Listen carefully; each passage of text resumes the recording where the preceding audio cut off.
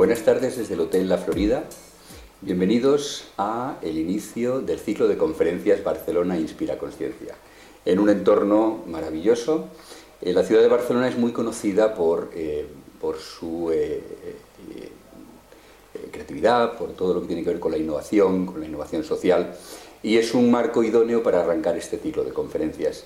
Es un ciclo de conferencias que vamos a empezar hoy y que cada semana, durante un plazo de 7 semanas, cada miércoles a las 7:30 de la tarde tendremos diferentes líderes y es un ciclo de conferencias al cual se puede acceder online de forma gratuita. Incluso si se está accediendo de manera online, se pueden estar haciendo preguntas que serán después respondidas por los ponentes. El ciclo de Barcelona Inspira Consciencia tiene un objetivo principal. Estamos en un momento de crisis, estamos en un momento de cambio, estamos en un momento en el que las personas se tienen que enfrentar a nuevas situaciones. Estamos en uno de esos momentos en los cuales dicen las personas sabias que lo nuevo todavía no ha llegado, que lo antiguo todavía no se ha ido, y es en esos momentos en los que lo que todavía no se ha ido está generando ruido y nos está generando sufrimiento, en el que los paradigmas que conocíamos, en el que las situaciones que nosotros estábamos acostumbrados a enfrentar parece que se tambalean, parece que todo lo que hay a nuestro alrededor parece que tiembla y no sabemos muy bien cómo enfrentarnos. Parece que muchas personas tenemos muchísima ilusión porque todo lo nuevo que está llegando realmente se acelere y realmente nos ofrezca nuevas oportunidades y que nos gustaría participar de ello. Pero parece que las personas, cuando nos enfrentamos con estas situaciones en las cuales lo que conocíamos ya no es tan válido como pensábamos y crece la inseguridad, en la que perdemos nuestros trabajos, en las que vemos que la gente que queremos pasa momentos de sufrimiento, aquellos ejemplos, aquellos trucos, aquellas formas de funcionar que para nosotros eran las adecuadas y que siempre han funcionado, parece que ya no podemos recurrir a ellas.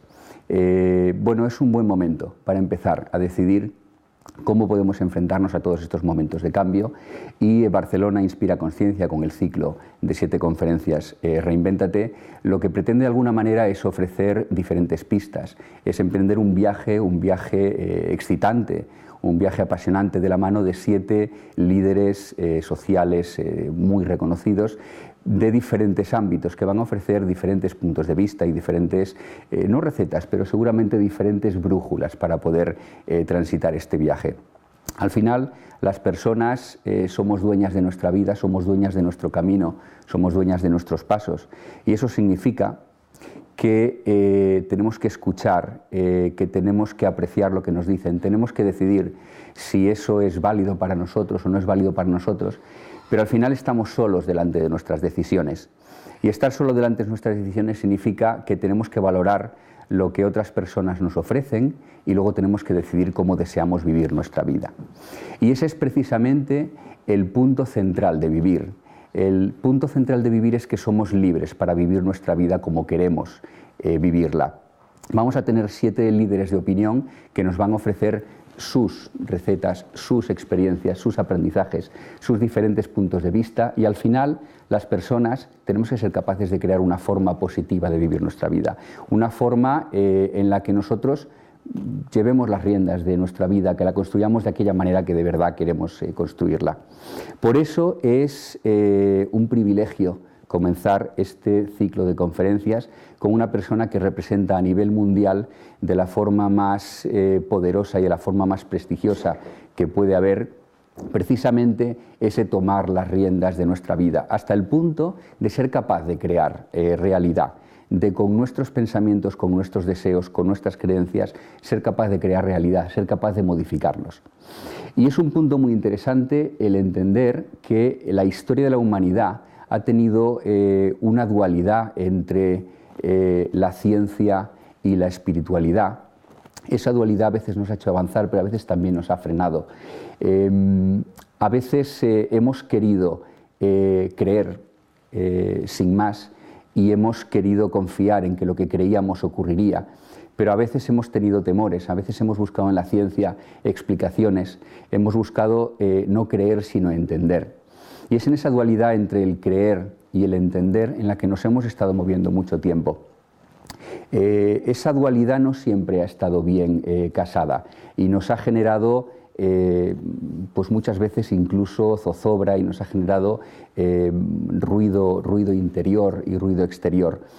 Pero al final las personas somos tres dimensiones. Somos una dimensión de cuerpo, una dimensión física, somos una dimensión mental muy poderosa que nos dirige y somos también una dimensión espiritual. Y no podemos estar rotos, no podemos estar separando esas tres dimensiones, porque no somos una u otra. Cuando somos principalmente la dimensión cuerpo, estamos desequilibrados. Cuando somos principalmente cualquiera de las otras dimensiones, también estamos equilibrados. Cuando somos verdaderamente nosotros y verdaderamente unos, cuando estas tres dimensiones viven en armonía y nos permiten ser nosotros mismos y estar sólidamente asentados en nosotros. Y ahí es donde entra pues, nuestro invitado de esta tarde, Joe Dispenza, el doctor Joe Dispenza. Nos hace un regalo magnífico, nos hace un regalo que es ayudarnos a conciliar esas tres dimensiones no siempre tan bien conciliadas. El entender y el creer, el ser capaces de generar ese puente en el cual lo que de verdad creemos dentro de nosotros, que es lo que somos, lo que podemos ser, que de verdad podemos influir en nuestra realidad, que de verdad podemos crear nuestra realidad, que de verdad somos soberanos de nosotros mismos y que mandamos en nosotros mismos, que esa creencia no sea solamente una creencia, sino que también la dimensión mente pueda entenderlo. Y ese regalo de hacernos más fácil vivir es un regalo que el doctor Joe Dispenza nos hace pues, con sus super bestsellers prestigiosos a nivel mundial, con sus enseñanzas, con sus conferencias, con sus ratos estupendos como el que vamos a pasar esta tarde aquí. Nos construye ese puente en el cual nos explica de una forma tremendamente sencilla que podemos entender y podemos creer y que al final es lo mismo. No me voy a extender acerca de lo que él nos va a explicar porque lo va a hacer él tremendamente mejor que yo y ese es el último punto que quiero destacar. Otras personas han intentado explicar desde un punto de vista científico la espiritualidad y lo que somos. Pero a veces eso se ha hecho con lenguajes crípticos y el lenguaje críptico el problema que tiene es que no llega al común de la gente y al final la humanidad genera la realidad toda junta. Necesitamos que seamos todos los que seamos capaces de generar esa realidad que todos deseamos y que crezca. El doctor Joe Dispenza lo explica de una manera tan sencilla, algo que es tan complejo como la neurociencia, como los procesos cerebrales, los procesos químicos, como cómo nuestras células cerebrales se conectan entre ellas. Lo explica de una manera tan sencilla que las personas sin ninguna formación son capaces de entenderlo, son capaces de asimilarlo, son capaces de conectarlo con sus creencias y son capaces de sentir, somos capaces de sentir que es verdad que tenemos el poder dentro de crear nuestra realidad, de incidir en nuestra realidad, de ser de verdad libres, de ser capaces de decidir cómo queremos que sea nuestra vida, cómo queremos que sea el transitar por este camino y cómo queremos que sea la realidad que nos rodea. Es por esta razón y seguramente por muchas más por las cuales el doctor Dispenza es una figura no solamente a nivel mundial, sino que especialmente en España tiene legiones de seguidores. Las librerías le aman porque no solamente venden muchísimos libros suyos, sino que se ahorran muchísimo en decoración, porque no sé si él lo sabe, pero desde hace muchos meses los escaparates de las librerías, el libro que tienen como bestseller es este y no han tenido que invertir más en decoración, en cambiarla. No quiero extenderme más, quiero presentar al doctor Joe Dispenza. Cuando acabemos de esta conversación, los que están al otro lado de la cámara podrán dirigir preguntas por el chat y yo haré las preguntas al doctor y él las contestará. Gracias por estar aquí, doctor. Muchas gracias. Thank you very much. Muchas gracias.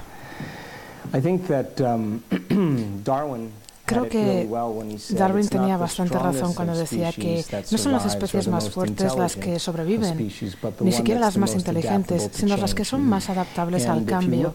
Y de hecho, si echamos un vistazo al mundo hoy en día, ya sea el modelo económico o ya sea el modelo político, o ya sea incluso ciertos aspectos de otros modelos, el entorno o el modelo médico, vemos que hay diferentes partes de nuestra cultura que están empezando a colapsarse. Y si estudiamos la historia humana desde el punto de vista histórico, parece que siempre esperamos a que se dé una crisis o un trauma o una situación complicada, no solo como individuos, sino también como cultura, para comenzar a cambiar. De hecho, si echamos un vistazo a esto y vemos la historia, parece que es un símbolo de que algo nuevo tiene que nacer. Por tanto, el viejo modelo de la realidad tiene que cambiar y algo nuevo tiene que surgir. Por tanto, tenemos dos formas en las que podemos enfrentarnos a la crisis. O bien nos enfrentamos a la crisis en un estado de emergencia, lo cual en un principio, al principio de la crisis puede funcionar, o bien nos podemos enfrentar a la crisis en un estado de creatividad y de innovación. Por tanto, vamos a hablar de esto desde el punto de vista biológico, porque habla mucho desde la respuesta del individuo. Cuando nosotros reaccionamos a las condiciones que tenemos en nuestra vida o situaciones estresantes, normalmente se activa nuestro sistema nervioso más primitivo, la respuesta de lucha o de huida. Cuando reaccionamos al entorno exterior y vemos una situación de caos o de amenaza o traumática, nuestro sistema nervioso primitivo nos dice que tenemos dos opciones: o bien huimos o bien luchamos.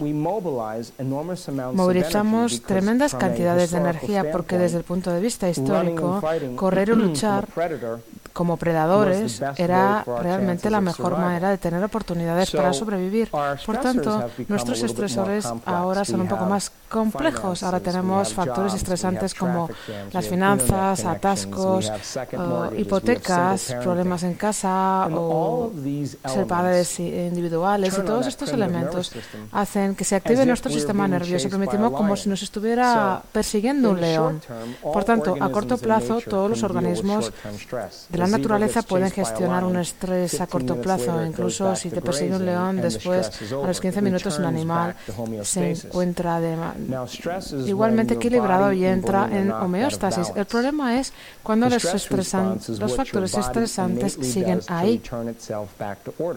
Ese es el problema. Por tanto, sabemos desde el punto de vista científico que cuando respondemos a una situación estresante y no podemos apagar esa situación estresante, es cuando vamos directos hacia la enfermedad, directos hacia un ataque de nervios. Por tanto, si consideramos una crisis y la vemos como una emergencia y liberamos todos estos químicos primitivos como la adrenalina, la cortisona, todos estos químicos crean una situación emocional de ira, de frustración, de agresión, de odio, de miedo, de ansiedad, de inseguridad, de una situación de impotencia, de vergüenza, de depresión.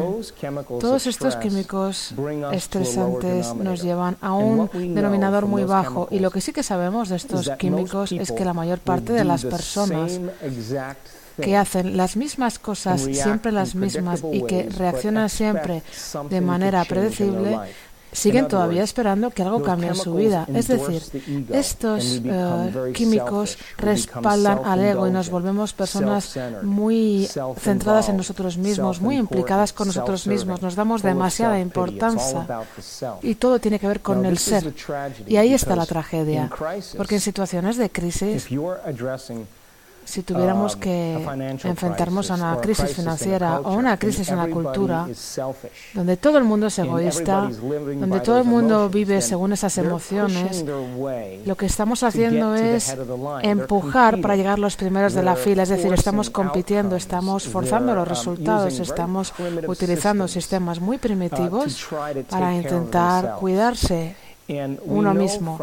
Sabemos desde la fisiología del cerebro que la mayor parte del suministro de sangre va de alguna forma a este cerebro más elevado. Y estos químicos lo que hacen es crear un vacío entre las cosas realmente tal y como son y las cosas como las vemos. Por tanto, estamos gestionando la realidad desde un estado alterado. Por tanto, no vemos posibilidades, nos sentimos separados de los demás, estamos compitiendo constantemente y luchando para ser los primeros de la fila, utilizando nuestro ego manipulador para llegar allí, y nos volvemos muy controladores. Y el miedo también es muy incontrolable, y la competición es muy incontrolable, como la ira, como el enfado. Y esto divide a las personas. Por tanto, esta no es la forma de gestionar una crisis, porque el ocuparse únicamente de uno mismo es justamente lo que provoca la crisis. Porque si tú y yo siempre estamos haciendo lo mismo, la cultura se vuelve mucho más divisoria, y mucho más desintegrada y mucho más incoherente. Y la posibilidad deja de ser parte de la ecuación.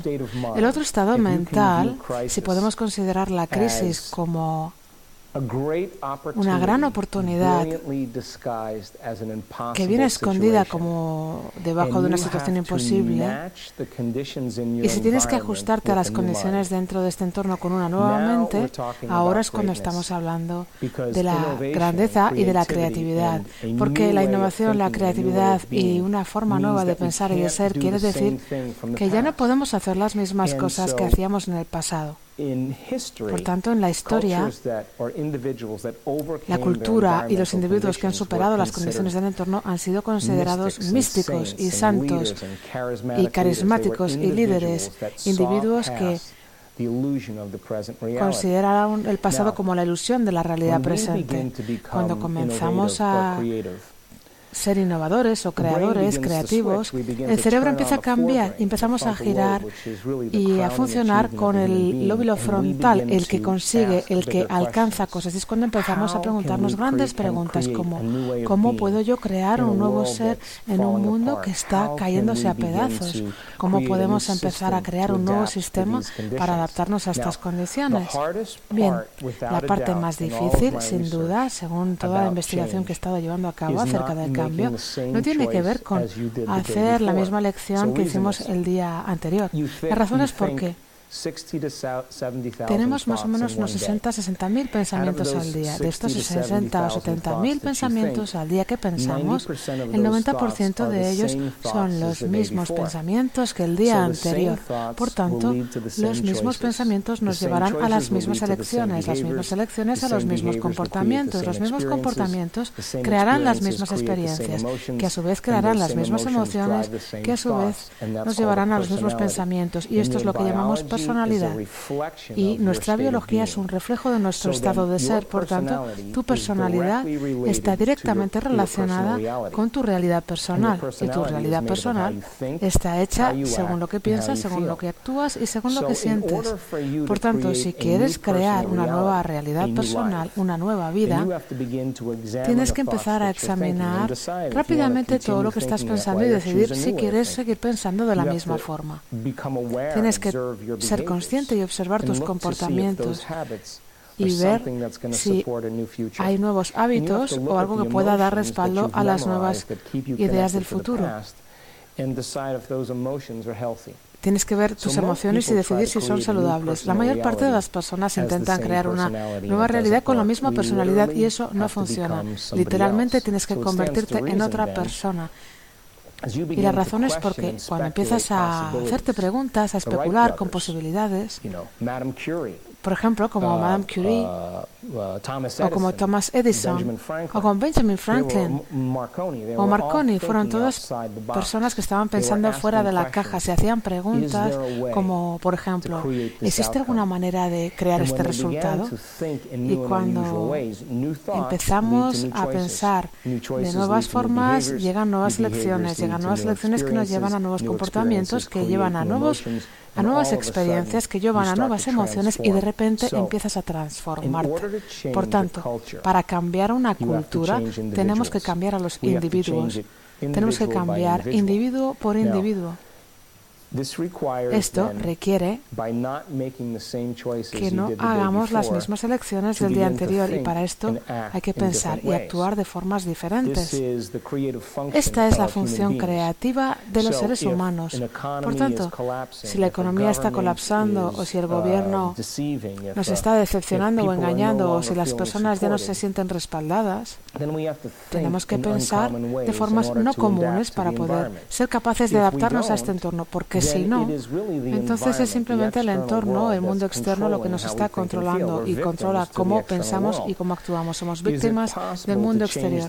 Es imposible cambiar la forma de pensar y de sentir y no estar afectados y afectar al ambiente. Este es un concepto que cuando las personas están luchando por sobrevivir se vuelve muy difícil, porque todavía te estás preocupando por la comida que no tienes en la mesa o el bienestar de tus hijos. Pero ¿cuál es la alternativa? No hay muchas alternativas. Por tanto, cuando comenzamos a hacernos nuevas preguntas como ¿cuál sería la mejor manera de gestionar mi negocio en este mundo tan cambiante? ¿O cómo yo podría comenzar a influir en mi futuro? Esto requiere algo muy impresionante, y eso es recopilar información, recopilar saber, recopilar conocimiento. Cada vez que aprendemos algo nuevo, hacemos una conexión nueva a nuestro cerebro. Así funciona. Y a medida que empezamos a pensar acerca de nuevas formas de ser y aprendemos nueva información, el cerebro comienza a activar nuevas secuencias, nuevos patrones, nuevas combinaciones. Cuando hacemos que el cerebro funcione de manera diferente, estás cambiando tu mente, porque tu mente es tu cerebro en acción. Por tanto, cuando comenzamos a ser creativos, algo inusual ocurre, y es que dejamos de vivir a través de esas emociones de supervivencia, y esas emociones de supervivencia que alteran nuestra percepción y que nos hacen mirar al futuro como considerábamos el pasado. Por tanto, empezamos a ser un ser nuevo y tenemos que actuar de una manera diferente para que algo más grande tenga lugar. Ahora estamos hablando de los genios, ahora estamos hablando de la innovación. Una vez que vienen estas ideas, el siguiente paso que tienes que hacer es tomar acciones, hacer algo, actuar. Por ejemplo, la persona puede decir: he perdido mi trabajo, y puede que considere que esto es lo peor que le ha ocurrido en la vida. Pero miren lo que le ocurrió a Steve Jobs. A Steve Jobs le despidieron de Apple y después creó Pixar, y cuando creó Pixar le volvieron a contratar en Apple y en Macintosh, y se convirtió en el ejecutivo líder. Por tanto, cuando tenemos situaciones en nuestra vida, la mayor parte de las personas se definen por esa situación, por su emoción, y ya no quieren moverse hacia adelante. Digamos que una persona pierde su trabajo y se tiene que enfrentar a una situación complicada. A lo mejor esta persona puede pensar: bueno, voy a mirar el mundo, vamos a ver qué está pasando, por ejemplo, en China. En China parece que las cosas van bien. Tengo cierta experiencia en ordenadores, o tengo cierta experiencia en ventas, o conozco una persona que viaja con frecuencia a China. Y empezamos a pensar fuera de la caja, fuera establecido. Por ejemplo, quizá podría pensar en mover la realidad presente que tengo ahora y empezar a explorar otras alternativas. Esto quiere decir que tienes que dar un paso hacia lo desconocido, tienes que dar un paso fuera de tu ser familiar. Así que existe este modelo que dice: aquí está el antiguo ser y aquí está el nuevo ser. Hay un vacío entre estas dos cosas, y cuando ya no pensamos, actuamos y sentimos de la misma forma, de repente comenzamos a sentirnos incómodos, empezamos a sentirnos como algo no familiar, algo extraño. La mayor parte de las personas, en el momento en que empiezan a estar fuera de ese ser conocido porque ya no toman las elecciones correctas, ya no se sienten como ellos mismos. ¿Qué es lo primero que hacen? Vuelven a las mismas elecciones que les llevan a los mismos comportamientos y emociones, y dicen: bueno, ya me siento cómoda o ya me siento familiar. La persona no quiere quedarse en lo desconocido. Ese desconocido es el lugar perfecto desde el que crear, porque solamente desde lo desconocido podemos crear algo nuevo. Y si tú y yo podemos estar cómodos en ese lugar desconocido, la mejor forma de predecir el futuro es crearlo desde ese lugar desconocido. Cuando las personas empiezan a cruzar el río del cambio desde el ser antiguo al ser nuevo, como ya no piensan, actúan ni sienten de la misma forma, existe literalmente una muerte química, biológica, neurológica del antiguo ser. Y esto nos lleva a un sitio muy poco familiar.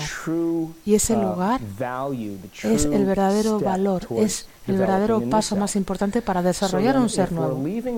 Por tanto, si dejamos lo viejo y si estamos creando lo nuevo, la pregunta siguiente más importante sería, bueno, si voy a crear un nuevo ser, ¿qué tipo de pensamientos quiero pensar? ¿Qué tipo de comportamientos quiero adquirir? Y a medida que empezamos a imaginar, a ensayar una nueva forma de ser, estamos cambiando nuestro cerebro y nuestro cuerpo neurológica y biológicamente.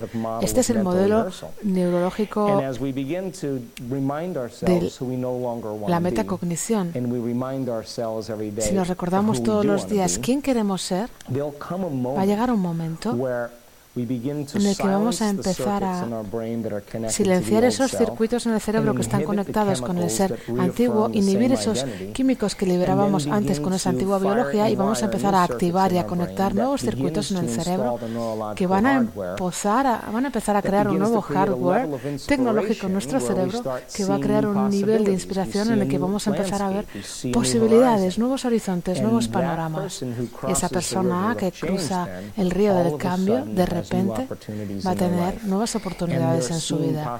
Vamos a empezar a ver nuevas posibilidades que nunca vimos antes y van a empezar a abrirse puertas en nuestra vida. Vamos a ver cómo de repente estoy tan contento, por ejemplo, de que me hayan echado porque nunca hubiera pensado en vivir en China o nunca hubiera pensado en que sería capaz de trabajar en Pekín o nunca hubiera pensado que podía dedicarme a esto o abrir un mercado en Sudáfrica, lo que sea, cualquier cosa para esta persona. Pero solamente lo van a hacer si pueden colocarse desde el nuevo ser. Por tanto, llega un momento en la historia en la que las crisis se pueden considerar como una emergencia o las crisis se pueden considerar como una oportunidad, como una renovación. Y yo creo que cuando las personas empiezan a sentirse sobrepasadas,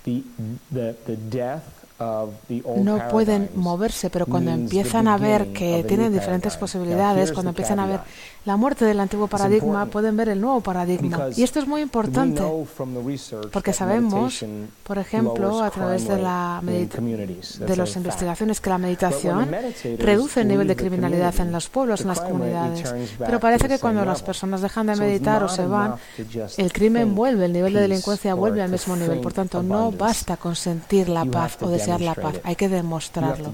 Hay que demostrarlo en todas las áreas de tu vida. En otras palabras, si no te gusta la guerra, no te pelees con tu vecino, no te pelees con tu compañero de trabajo, no te pelees con tu esposo, con tu marido, con tu mujer. Si quieres paz, tienes que ser pacífico. Si no te gusta un gobierno que te está robando, empieza a dar. Porque en el momento que empieces a demostrarlo en tu vida, vas a dar permiso a los demás para que hagan lo mismo. Y si tú y yo comenzamos a demostrar paz en las áreas de nuestra vida, y todo el mundo hace lo mismo, va a ocurrir algo bastante sorprendente, y es que nos vamos a mover desde un modelo egoísta que está llevado por las hormonas del estrés a un modelo desinteresado. Y en un modelo desinteresado, esto quiere decir que tu corazón está abierto y quiere decir que estás considerándolo todo cuando tomas una decisión. Y tú y yo estamos conectados de cierta manera.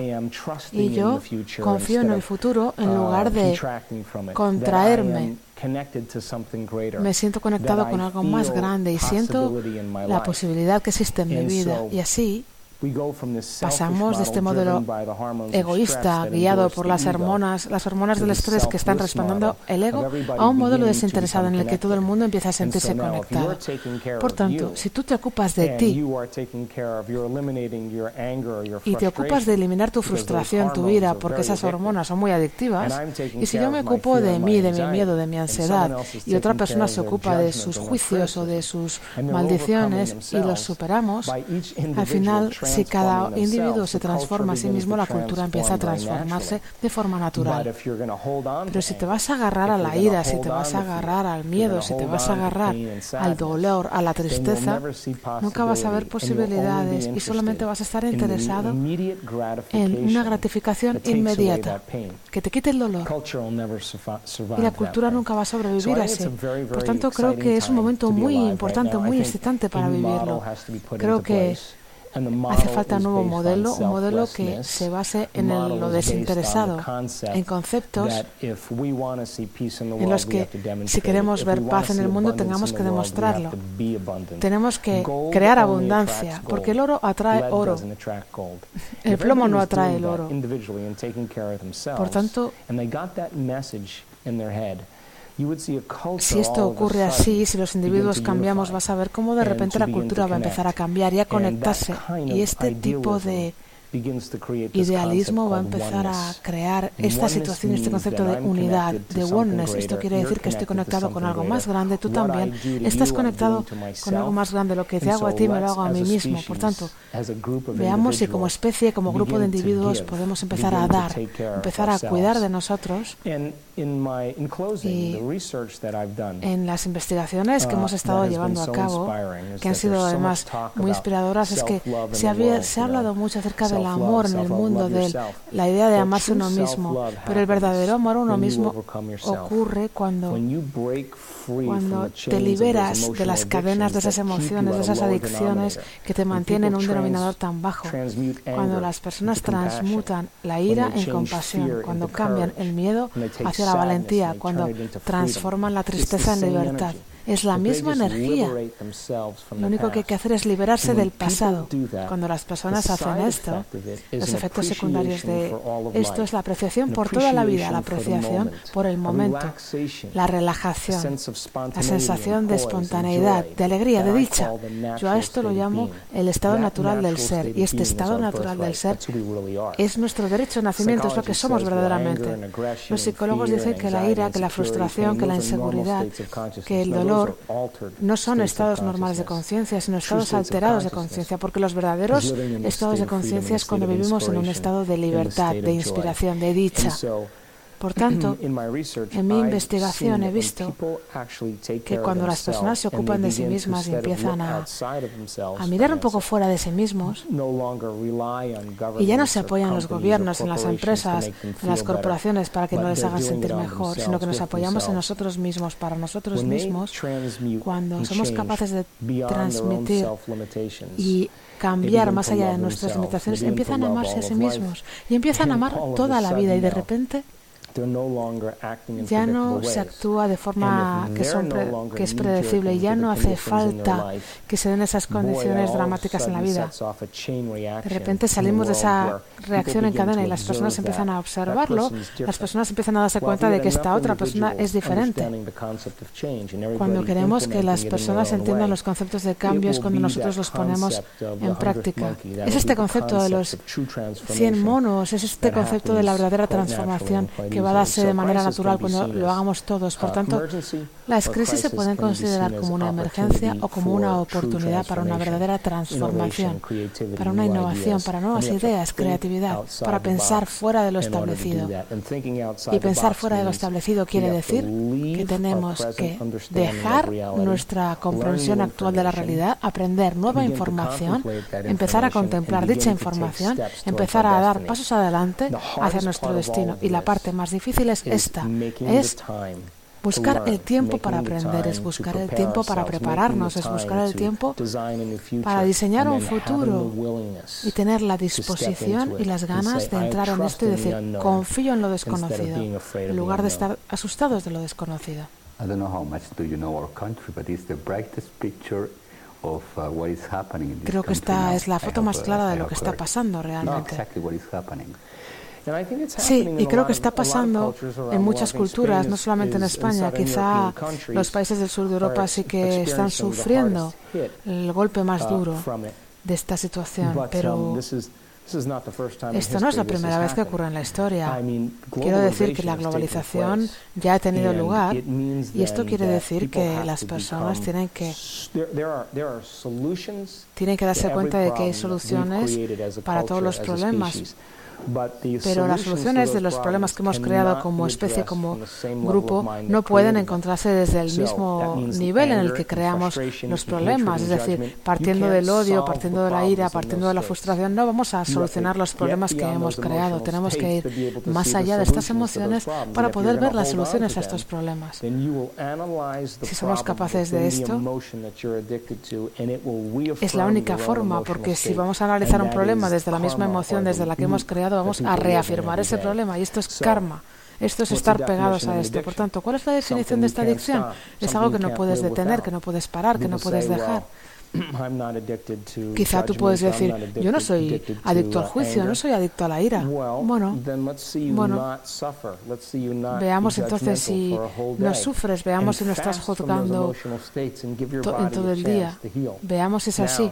Libérate, por tanto, de estas emociones, libérate durante un día, por lo menos. Estamos hablando de ciencias nuevas. Sabemos que las personas que cambian tienen un cambio importantísimo, pero no solo en su salud, sino en su vida. Tenemos ciertas preguntas también de la audiencia. Vamos a ver.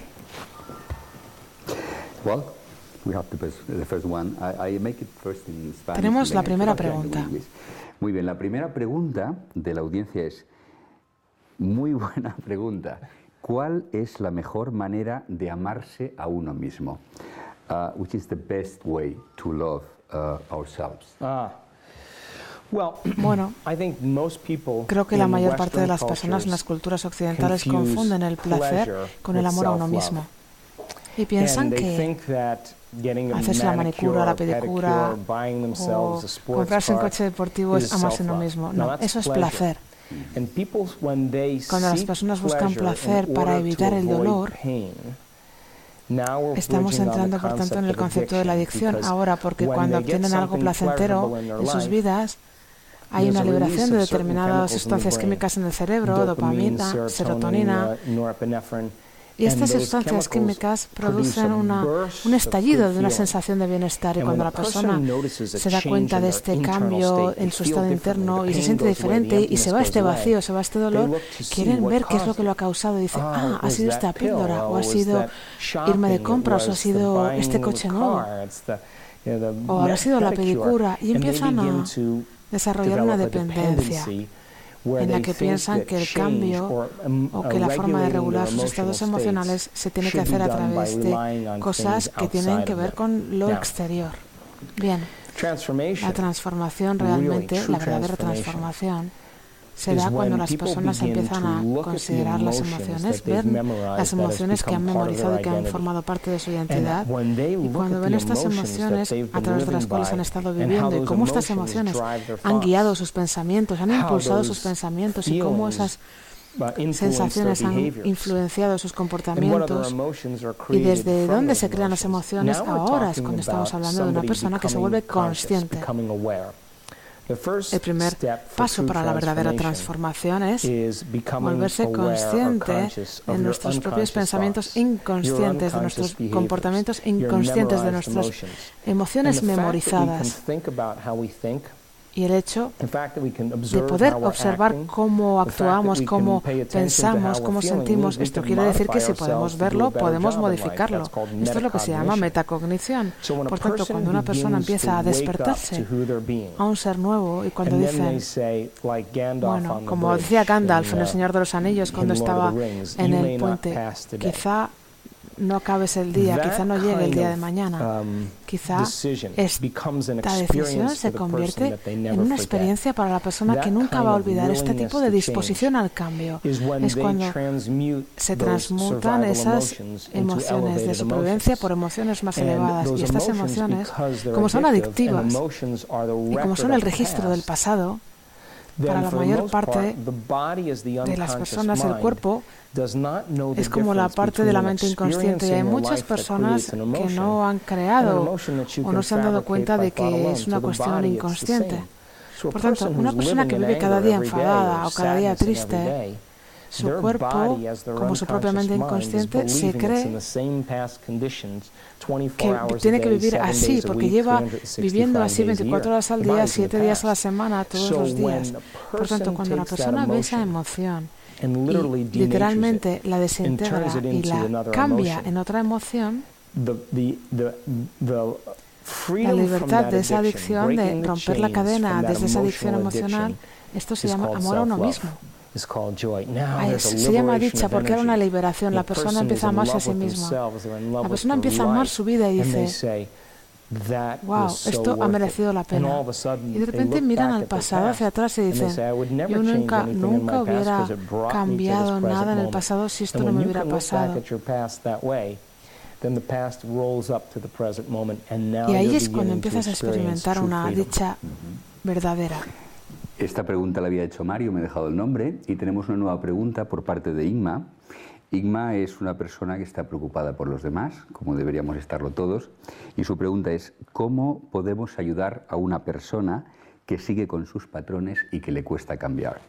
The question is from Igma. She's really trying to help others, and she's asking, how can we help a person that keeps his patterns and keeps doing the things in a way that makes hard to change? How can we help that person? Yo siempre digo que la mejor forma de hacer que una persona cambie es demostrarlo en nuestras vidas. Hay determinadas personas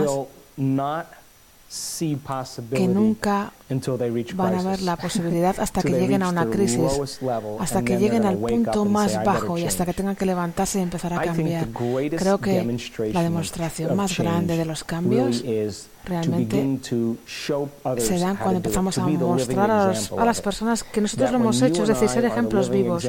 Cuando nosotros, tú y yo, somos ejemplos vivos de alegría, cuando nosotros no estamos apegados a lo que piensan las demás personas o a las emociones que nos mantienen sintiéndonos enfermos, y cuando nosotros celebramos la vida, cuando estamos apasionados por el futuro, cuando nos llenamos de ideas, de inspiraciones.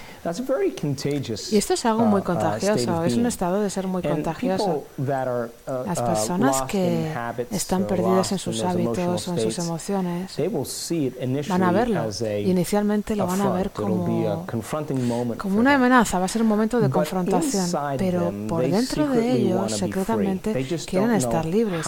Lo que pasa es que no saben cómo gestionarlo.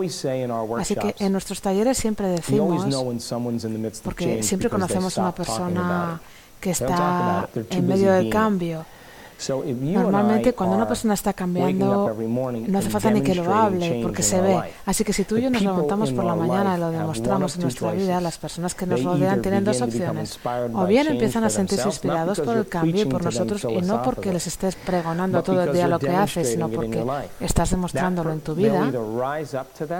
O bien se apuntan a eso, o bien la persona no va a poder mantener una relación con aquellos que están viviendo en esa libertad. Probablemente se vayan, desaparezcan y se queden igual el resto de su vida. Pero si se da una crisis, puede que tomen otra opción. Por tanto, mi recomendación para personas que están enganchados en estados emocionales y en hábitos y en pensamientos es que los individuos que les rodean vivan en un estado de dicha, en un estado de creatividad. Lo tienen que demostrar. Y normalmente nosotros llamamos, hay una cosa en física que se llama como entrainment, que quiere decir sintonización, quiere decir que más tarde o más temprano la vibración va a ser la misma, vamos a empezar a vibrar a la misma frecuencia, siendo un ejemplo vivo, por tanto, y por supuesto, no caigas al nivel de sufrimiento de esa persona, porque si una persona está sufriendo o está bloqueada en un patrón, normalmente este tipo de personas buscan otras personas que reafirme su situación y su adicción al sufrimiento, su adicción a la culpa o su adicción a la dificultad. Pero si dejan de utilizarte a ti para esa adicción porque tú eres una persona que está en dicha y alegre, ahora van a tener otra opción. Así que lo mejor que puedes hacer por ellos es no encontrarte con ellos más en ese nivel de sufrimiento, sino más bien influirles, y no por lo que digas, sino por lo que hagas. Tenemos una pregunta por parte de Isabel, muy conectada con la realidad nuestra en este momento. Isabel pregunta, ¿cuál es el punto desde el cual, a partir del cual, supera uno la frustración de haberlo perdido casi todo? Which is the point of beginning to overcome the frustration of losing everything in your life? Well, tienes dos opciones. No hay nada malo en sentirse frustrado, no hay nada malo en sentir la tristeza. Las emociones no son malas, son el resultado de experiencias pasadas también, y podemos recordar también las experiencias porque podemos recordar cómo nos sentimos, pero cuando tienes una reacción a algo o a alguien de tu vida, hay un periodo refractario de química que se crea, hay una alteración en la química de tu cuerpo. Y si no sabes cómo controlar ese periodo y si permites que eso se dé y se mantenga horas y días, esto ya acaba siendo un estado de ánimo, porque un estado de ánimo es una reacción emocional muy larga. Si esto lo mantienes durante semanas y meses, se acaba convirtiendo en temperamento. Así que si yo te digo, ¿por qué estás tan frustrado? Y me dices, es porque lo he perdido todo hace 6 meses y sigo viviendo con la misma reacción emocional. Si sigues con esa reacción emocional durante años y años sin terminar, esto acaba siendo una personalidad. La mayor parte de las personalidades de las personas se basan en las emociones recordadas. Si te digo, ¿por qué estás tan frustrado? Y me dices, pues bueno, porque lo perdí todo hace 2 años, hace 5 años. Es muy probable que, desde un punto de vista objetivo, lo que quiera decir es, yo me alteré porque lo perdí todo y no he sido capaz de cambiar en los últimos 2 años. Y de hecho, mi frustración me mantiene conectado al pasado. Tener un periodo de reacción emocional corto es mucho más inteligente, es una cosa fantástica para enseñar a los niños, porque si vives en frustración y esa es tu identidad, y si luego vas a contar la misma historia de cómo yo perdí todo, dentro de esa emoción vas a seguir activando y conectando los mismos circuitos en el cerebro y vas a volver a crear la misma condición en tu cuerpo de frustración, y ahora tu identidad sigue conectada con el pasado. Por tanto, nunca vas a crear un futuro nuevo, nunca. Yo he tenido muchos problemas en mi vida y he vivido emociones muy fuertes, por tanto las conozco y lo entiendo. Pero ¿en qué momento quieres darte cuenta de que vivir según la frustración, primero, es no amarte a ti mismo, porque esos químicos empujan botones genéticos que al final van a dar lugar a una enfermedad, número 1, por tanto, y número 2, la frustración te está haciendo que veas tu vida a través de las gafas de la frustración. Por tanto, vas a seguir buscando cosas en tu vida que sigan reafirmando tu adicción a la frustración. Vas a rodearte de personas que se quejan, vas a rodearte de personas que están frustradas y vais a utilizaros unos a otros para reforzaros, para crear lo que se llama cultura. Por tanto, va a llegar un momento en el que la persona tiene que decir, basta, suficiente. No más. Y es cuando empiezan a buscar y a mirar y a observar cómo piensan y cómo sienten. Y empiezan a ser más conscientes de cómo actúan cuando están en ese estado. Y si observas esos estados de la mente y del cuerpo, quiere decir que ya dejas de estar en programa automático. Ahora está tu conciencia observando ese programa y es cuando empiezas a objetivizar tu ser subjetivo.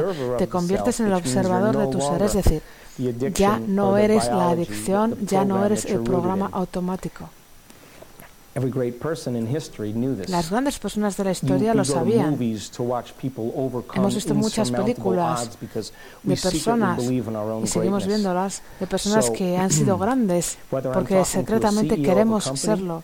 Por ejemplo, cuando hablamos con un director en una empresa, o con un barrendero que limpia en una escuela, o cuando hablamos con una persona que está en la cárcel, todo el mundo secretamente cree en su propia grandeza. Cuando te das cuenta de que esa frustración te está manteniendo anclado al pasado y te das cuenta de que hay todo un futuro para que tú creas,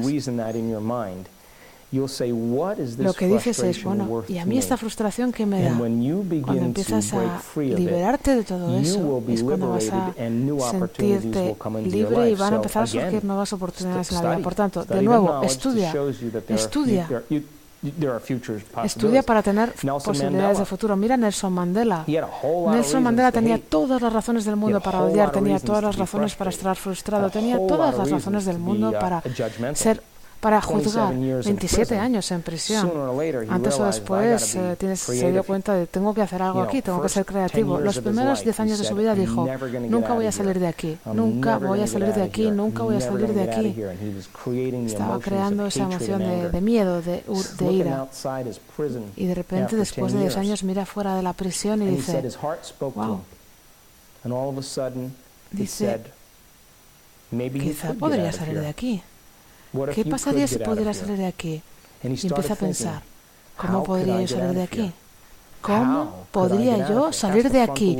Pregunta del lóbulo frontal. El lóbulo frontal empieza a seleccionar diferentes redes de neuronas y empieza a buscar, a activarlas juntas, nuevas ideas, y dice, bueno, voy a escribir cartas a Estados Unidos, voy a escribir cartas. Cada semana escribe cartas, las envía a Estados Unidos. Años después, Estados Unidos empieza a responder y dice, wow, ¿quién va a guiar esta nación? ¿Quién va a guiar esta nación? ¿Quién va a guiar esta nación? Y de repente empieza a pensar, quizá yo podría guiar esta nación. Quizá yo podría ser la persona que guiara esta nación. Y empieza a pensar y hacerse esas preguntas. La pregunta más importante surge. ¿Cómo tendría que ser para guiar una nación? Esto es grandeza. Y él transmutó su odio y lo convirtió en amabilidad. Quitó su juicio y lo cambió por compasión. Utilizó su amargura y la transformó en una mente ilimitada. Sale de esa prisión unos cuantos años después y empieza a guiar la nación. Por tanto, sale de esa jaula, de esa prisión, y empieza a guiar la nación. Por tanto, literalmente nos define la adversidad. Si puedes utilizar la experiencia pasada y transmutar esa emoción en sabiduría, nunca vas a tener suficiente con una sola vida. Ha habido mucha gente en esta vida que han tenido situaciones mucho más difíciles y que han evolucionado. Por tanto, si puedes ver que tu frustración te mantiene anclado al pasado, y si ves que eso solo te hace crear más pasado, te darás cuenta de que tienes que cambiar esa frustración, y si puedes transmutar esa frustración, un día serás capaz de contar una historia de una larga transformación, y te darás cuenta de que todo el mundo lo puede hacer, todo el mundo. Tenemos una pregunta muy práctica de Marlene. Marlene tiene un hijo con necesidades especiales, está lleno de ansiedad, está lleno de enfado, y pregunta cómo puedo ayudarle a darle la vuelta a esa condición, a esa situación. Marlene is having a special needs kid that is full of anger and anxiety and feeling bad, and she's asking, how can I help him to transform it, to make a change? Bueno, la información es poder. La información sobre ti también es darte poder a ti mismo. Por tanto, en el caso de los niños, con niños que están luchando con la situación de necesidades especiales, si fuera mi hijo, lo primero que yo haría es hacer un escáner funcional. Yo haría un SPECT, una tomografía computerizada. ¿Por qué? Porque nunca sabes hasta que lo ves. Nunca vas a saber lo que hay hasta que lo mires. De hecho, hoy estaba hablando con unas personas de una persona que hace 5 años hizo una resonancia magnética en el cerebro y obtuvo cierta información. Por tanto, la tecnología hoy con el SPECT es lo que nos permite ver el cerebro en acción. Es como una película del cerebro. Porque nosotros tenemos una película en el cerebro que se llama mente. La mente es el cerebro en acción. Por tanto, cuando comenzamos a observar a un niño y ves cómo funciona su cerebro, puedes ver si realmente el problema es un problema de atención o puedes ver qué tipo de circuitos trabajan demasiado, qué tipo de circuitos trabajan menos. Las investigaciones en Estados Unidos demuestran ahora, porque ya sabemos que hay 3 tipos de estrés, físico, químico y emocional, que de la misma forma hay 3 formas de crear equilibrio en el cuerpo: físico, químico y emocional.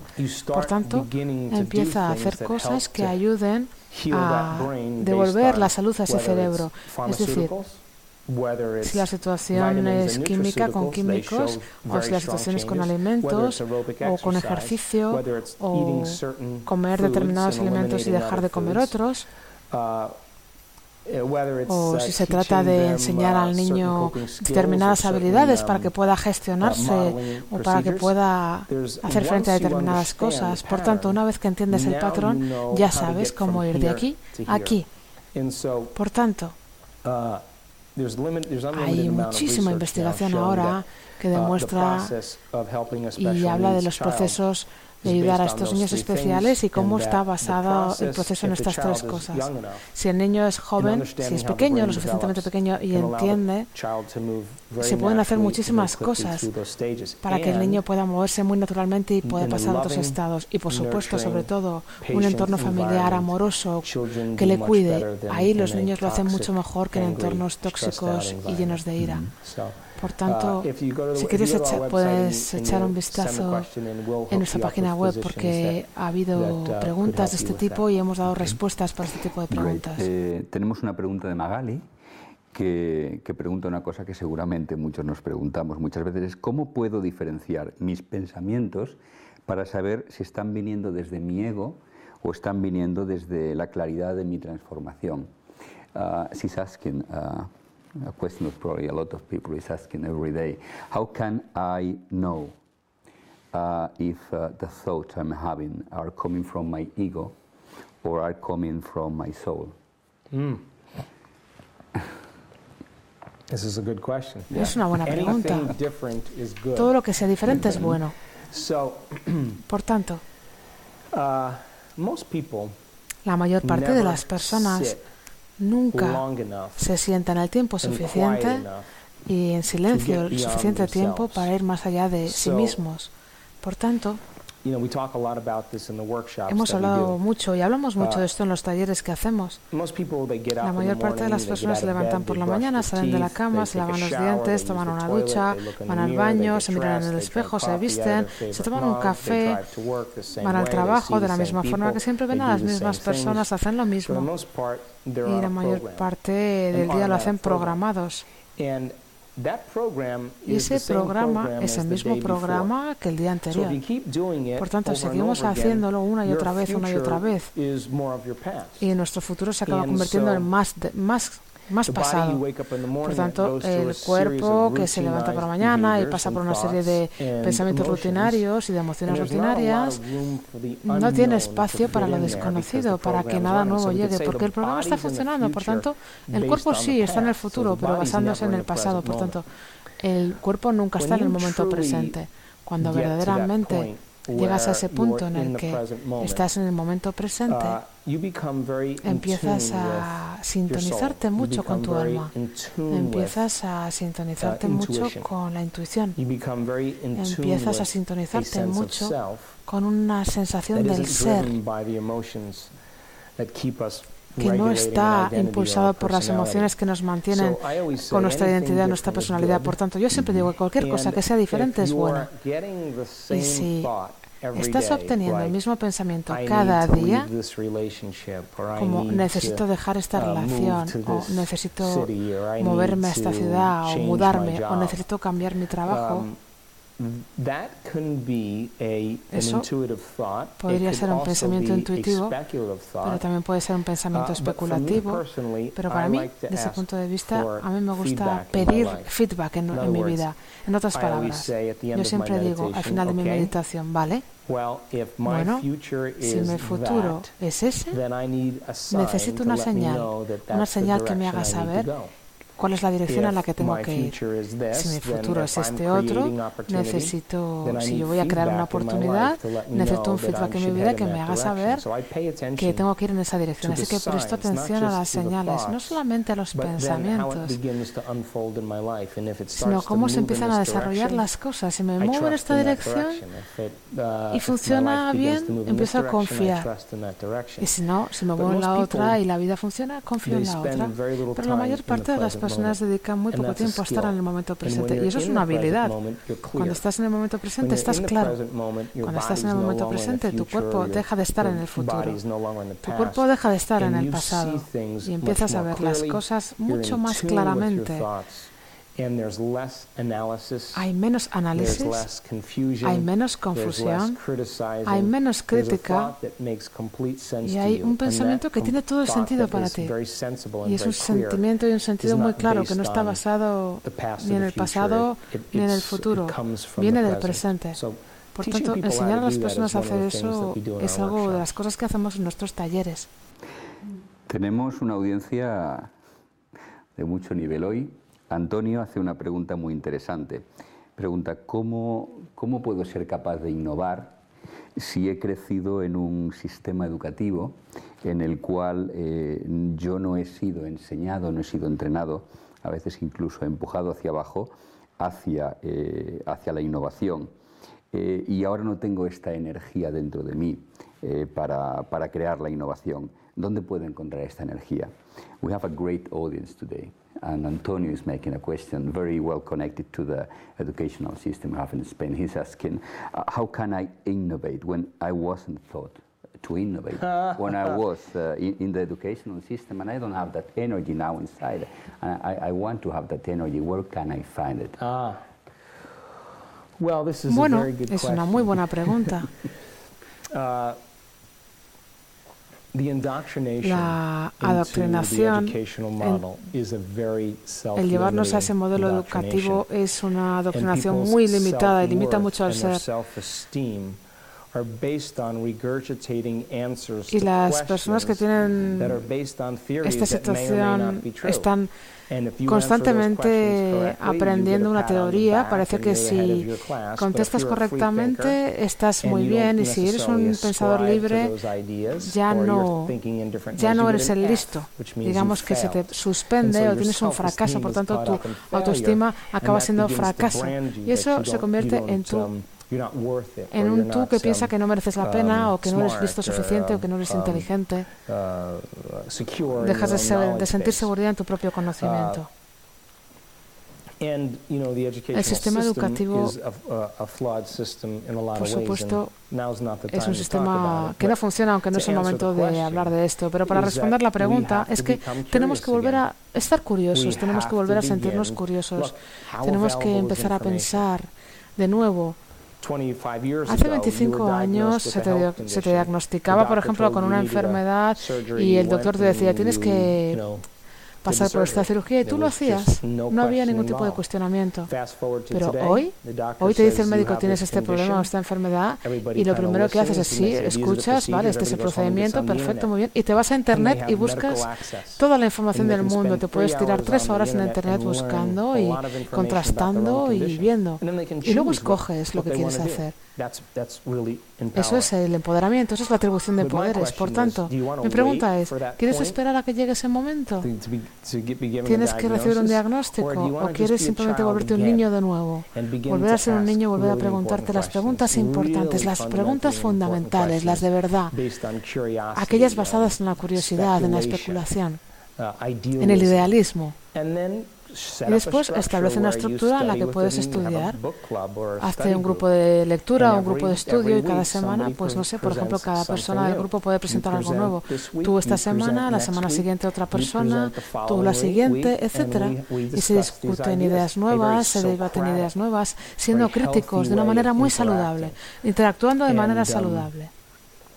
A medida que empiezas a contemplar esos conceptos que has aprendido, simplemente el proceso de contemplación ya es un proceso de construcción neurológica en el cerebro y empiezas a instalar nuevos circuitos que te ayudan a ver la vida de forma diferente. Por tanto, el adoctrinamiento del sistema educativo que se basa en respuestas correctas o respuestas equivocadas es muy limitado en cuanto al ser. Pero nosotros sabemos que el cerebro es absolutamente plástico. Es decir, que si tú no estás aprendiendo, si no estás creciendo, si no te haces grandes preguntas, te estás permitiendo ser definido por tu pasado. Estás permitiendo que tu pasado te defina. Yo diría, yo a esa persona que ha preguntado le diría, sal de ahí y aprende. Sal de ahí y crea una estructura para aprender. Rodéate de personas que quieren aprender. Estudia, ve documentales, mira vídeos en YouTube de personas que están hablando. Implícate, inspírate de nuevo por el aprendizaje. El aprendizaje tendría que ser lo más recompensante por sí mismo. Y eso te lleva a otro destino genético. Las 9. Pero tenemos una última pregunta. Espero poder responderla. Okay. I hope I can answer it. I take the opportunity Tenemos to una be pregunta. here and then I grab it and I have one question. How is the Es una pregunta mía. you are dreaming? ¿Cómo es el Joe Dispenza que tú sueñas? ¿Cómo es el Joe Dispenza que crea el futuro? Bueno, para eso necesitamos tomarnos un vino. Bueno, mi verdadera pasión es los individuos. La forma más elevada de motivación para mí es la motivación, conseguir la motivación, contribuir al mundo con este servicio. Yo soy el ser más feliz cuando estoy aprendiendo, cuando estoy cambiando y cuando estoy contribuyendo con algo. Eso es lo que sé.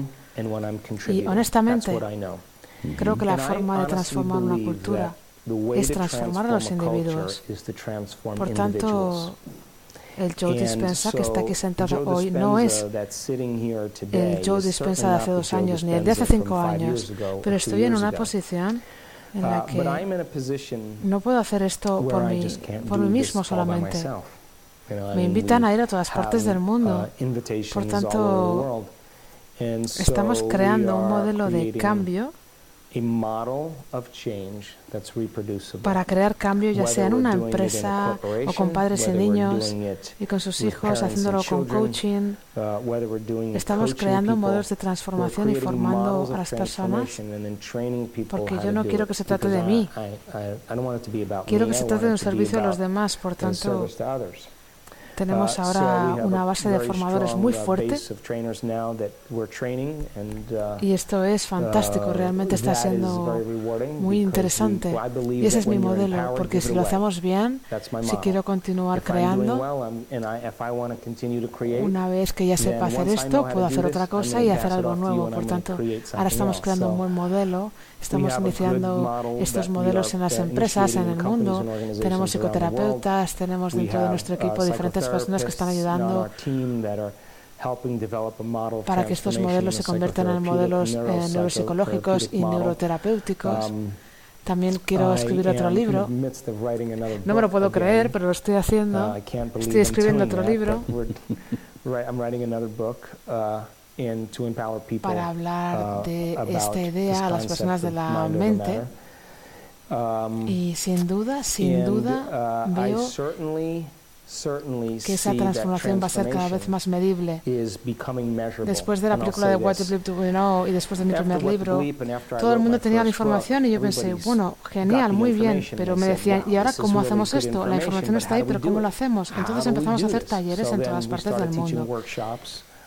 Y como estábamos estudiando el tema de las remisiones espontáneas, empecé a pensar, bueno, no basta con estudiarlo, tenemos que ser capaces de reproducir estos cambios físicos en los cuerpos. Por tanto, cuando estábamos enseñando en los talleres, pasó algo tremendo.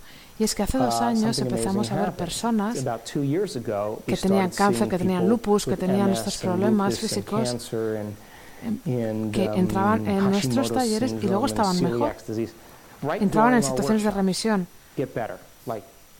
Yo sabía que algo estaba pasando, algo transformador pasaba en nuestros talleres. Y pensé, estamos haciendo historia aquí. Así que ese fue en el momento en el que más o menos yo estaba escribiendo mi segundo libro de Romper los Hábitos. Lo estábamos haciendo también en empresas y de repente nos dimos cuenta de que había resultados que se estaban dando. Cuando algo pasa una vez es un incidente, cuando pasan 2 es una coincidencia, pero cuando empieza a pasar muchas veces son tendencias. Así que estábamos viendo esta tendencia. Las personas nos decían que estaban mejorando, que estaban remitiendo sus enfermedades, así que ahí es hacia donde nos dirigimos. En el último evento en Estados Unidos vino conmigo un equipo de neurocientíficos y de físicos cuánticos y empezamos a medir las ondas cerebrales de nuestros participantes antes y después del evento. Durante el evento teníamos a determinadas personas al azar con electroencefalogramas, estábamos midiendo sus energías, sus neuronas, y había correlaciones y fluctuaciones en los campos cuánticos. Los neurocientíficos que estaban guiando el científico me mandaron un correo cuando yo volví a Europa y me dijeron, siéntate porque no te lo vas a creer. Me dijo, el 93% de las personas a las que hicimos el escáner cerebral durante tu taller han tenido más de un 80% de cambios a mejor en su cerebro. Y esto clínica y estadísticamente es muy significativo. Es decir, que las personas estaban teniendo una experiencia muy transformadora. Por tanto, el concepto de la información a la transformación nos permite que cuando medimos la transformación podamos tener más información, y esa información sirve para enseñar mejor la transformación. Y si medimos de nuevo esa transformación, podemos incluso enseñar mejor para que continúe el ciclo. Por tanto, más información permite transformación, mejor transformación permite información, por tanto, un ciclo. Así que el Joe Dispenza del futuro espero que esté reduciendo esa distancia entre la información y la transformación. Antes de entrar en esta sala estaba hablando con un científico por teléfono y le estaba diciendo que quería medir más, que quería hacer más mediciones del cerebro, medir los cambios epigenéticos durante la meditación. Así que eso es lo que yo quiero hacer.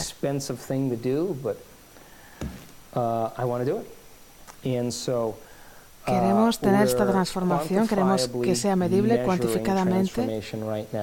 Y no a monjes, ni a monjas, ni a santos, sino a personas normales, para demostrar que 4 días cambian tremendamente el cerebro, que podemos cambiar y podemos medir los cambios en nuestro cuerpo, las fluctuaciones en los campos cuánticos, y sabemos que la mente subjetiva, tu cerebro y tu mente, produce un efecto en el mundo objetivo. Por tanto, si reducimos esta distancia, esa es mi pasión. Cuando las personas se dan cuenta de que pueden empezar a reducir esa distancia, es como una mente global. Si empezamos a hacer si empezamos a imprimir estos cambios en el campo morfogenético, el cambio será mucho más fácil. Si tienes un grupo de personas que cruzan esa experiencia, o un grupo de personas que consiguen hacer, por ejemplo, un crucigrama en 2 horas, esto va a ayudar a otro grupo de personas a que lo hagan en media hora. Esto es así. Si tú le das un crucigrama a las personas, a un segundo grupo de personas, van a tardar la mitad de tiempo. ¿Por qué? Porque esta información ya está en el campo cuántico. Por tanto, si tú empiezas a transformar tu situación de salud, esto lo vas a imprimir en el campo morfogenético y otras personas van a poder acceder ahí y ya no tienen que apoyarse en los modelos médicos. Ese es el futuro. Lo estamos haciendo, lo estamos midiendo. Sabemos lo que hace la meditación al cuerpo y a la mente, sabemos lo que hace a nuestros campos alrededor del cuerpo. Lo hemos medido cambios muy significativos en nuestros eventos, en Phoenix, en determinadas ciudades, en diferentes sitios. Y esto es lo que va a desmitificar las cosas y va a convertirlo en un modelo real. Sounds great. Yeah. It's been a great conversation. Thank you. You're welcome. Bueno, no ha habido mejor manera de comenzar este ciclo de conferencias de Barcelona Inspira Conciencia. Os esperamos el próximo miércoles a las 7:30, 19:30, hora española. De nuevo tendremos a Josep María Miró con la siguiente conferencia de la serie. Muchas gracias al doctor Dispensa por una ocasión magnífica y por revelarnos un montón de cosas, por responder a las preguntas. Y estará de vuelta en mayo, el 30 de mayo, con nosotros, y habrá una nueva ocasión de aprender, de debatir y de todos juntos pues co-crear esa nueva realidad que todos deseamos que llegue. Gracias por estar ahí. Gracias.